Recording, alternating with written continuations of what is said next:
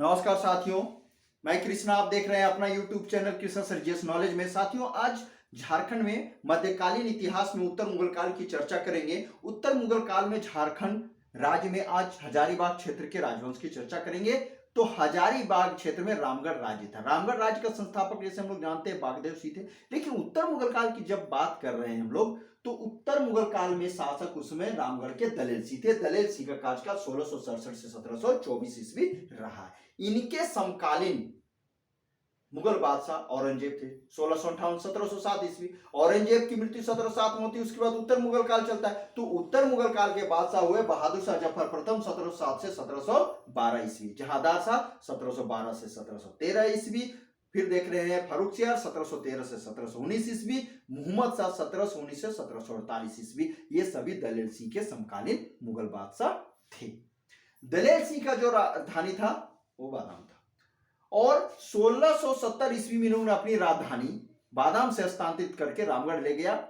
इस तरह रामगढ़ इनकी राजधानी हो गई। इनके समय में रामगढ़ राज्य काफी उन्नति कर गया था, काफी विकास कर गया था और अपना साम्राज्य विस्तार करना चाहता था। कोई भी शासक अपनी शक्ति बढ़ाता तो विस्तार करता ही है। इन्होंने भी वही किया। इन्होंने क्या किया, 6 राज्य की राजधानी बीघा, परगना, जागोटी और अन्य 8 तालुकों पर अधिकार कर लिया। अधिकार ही नहीं किया, 1718 ईस्वी में आप देखेंगे 6 राज्य के राजा मगर खां की इन्होंने हत्या कर दिया।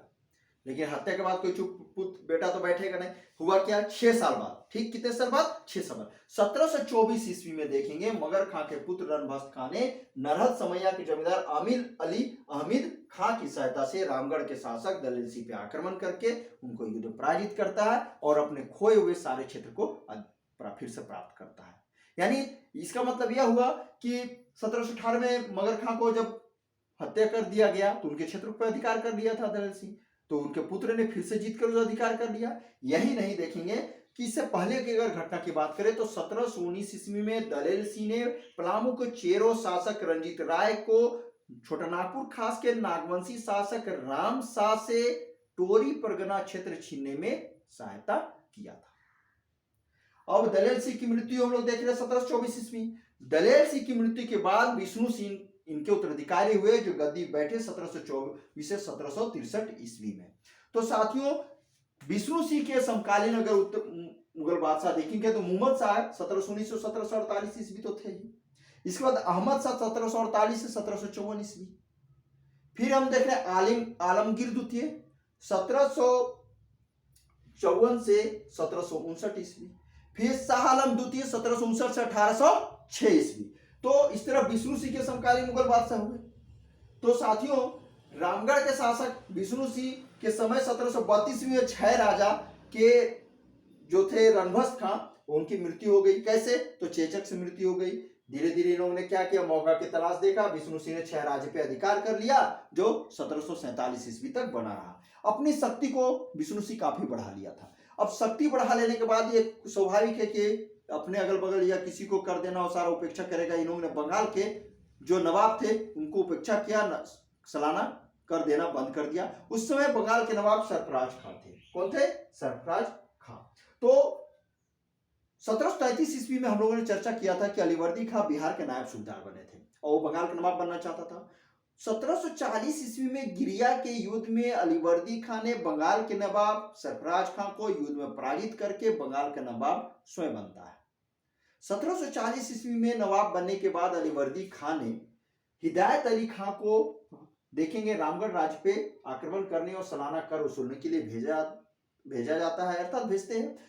हिदायत अली खां ने क्या किया, रामगढ़ राज्य से सालाना 12,000 रुपये निर्धारित किया। कितना, 12,000 रुपये एग्जाम में आपको पूछा जा सकता है। मराठों की बात करें ना तो पूरे भारतवर्ष में कहीं ना कहीं मराठों का प्रभाव इस समय काफी बढ़ गया था। शक्तिशाली के रूप में उभरे थे और मुगलों की स्थिति नगण्य हो गई थी। तो 1747 ईस्वी भास्कर राव के नेतृत्व में मराठों ने रामगढ़ पर आक्रमण किया। पूछा जा सकता है कि मराठों ने कब आक्रमण किया रामगढ़ पे, 1747 ईस्वी में। किन के नेतृत्व में किया, भास्कर राव के नेतृत्व। 1751-52 में नरहत समैया के जमींदार कामगार खां ने रामगढ़ राज्य पर आक्रमण किया और रामगढ़ के शासक विष्णु सिंह को समझौता करने के लिए विवश कर दिया। इन्होंने विष्णु सिंह ने समझौता करने के लिए अपने भाई मुकुंद सिंह को भेजा था। 1763 ईस्वी में बंगाल के नवाब उसमें मीर कासिम थे।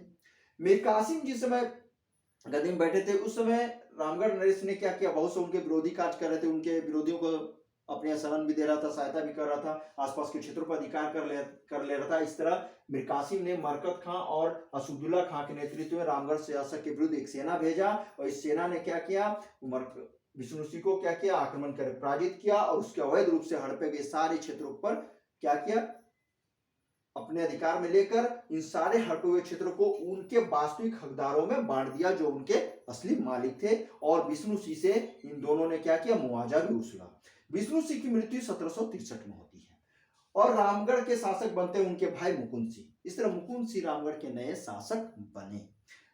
और मौके की तलाश देखिए, इन्होंने क्या किया, और भी सारे क्षेत्रों पर, बीघा, परगना, जावोडी, और चारों क्षेत्र थे बहुत सारे, उस पर अधिकार किया था। आज और मौके की तलाश के देखते के साथ ही क्या किया, 6 राज्य पे इन्होंने अधिकार कर लिया। किसने, मुकुंद सिंह ने, यानी रामगढ़ के शासक मुकुंद सिंह ने मौके देखते हुए यह वास्तविक रूप से मौका का इनको तकाजा हुआ, और क्या किया, 6 राज्य पे फिर से अधिकार कर लिया। साथियों, ये रहा उत्तर मुगल कालीन झारखंड में हजारीबाग क्षेत्र के राजवंश, अर्थात रामगढ़ के राजवंश। साथियों, ये वीडियो बार बार देखिए, वीडियो कैसे लगे हमें कमेंट अवश्य करेंगे, तो मुझे पता भी चलेगा। शेयर भी अवश्य कीजिए, शेयर कीजिएगा तो औरों को इससे माध्यम चलेगा ऐसे कंटेंट के विषय में।